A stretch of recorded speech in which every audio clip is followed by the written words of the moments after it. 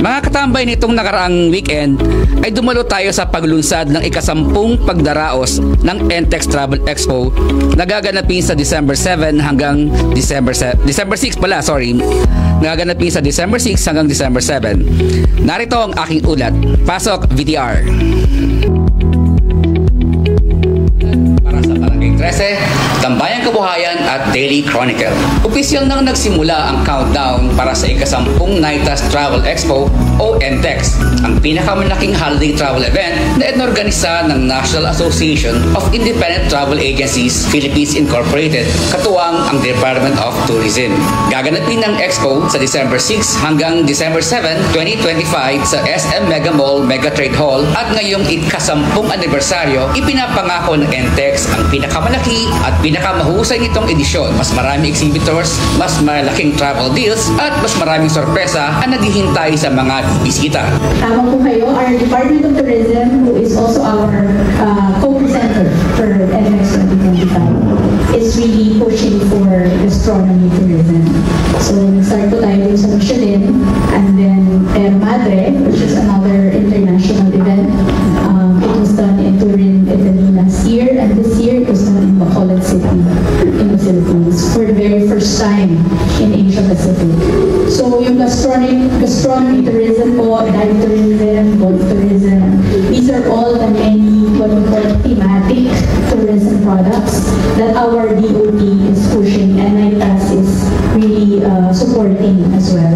Sa loob ng 2 araw, maaaring makakakuha ang mga bisita ng international at local tour packages, special airfare deals, cruise offers, local tourism escapes, at pati sustainable travel options. Layo nitong tulungan ang mga Pilipinong makapagplano ng kanilang 2026 travels ng mas madali at mas abot kaya. Ayon kay NITAS President Florence Rivera, ang ikasampung NTEX ay nakatuon sa inspirasyon at mas malalim na koneksyon sa paglalakbay. In terms of our participation in sustainable tourism, we here at Sabea really supported NITAS because of this initiative on focusing the travel expo in balancing travel and sustainability. For us here, while we're on our soft opening stage, we make sure that we already have green practices in place.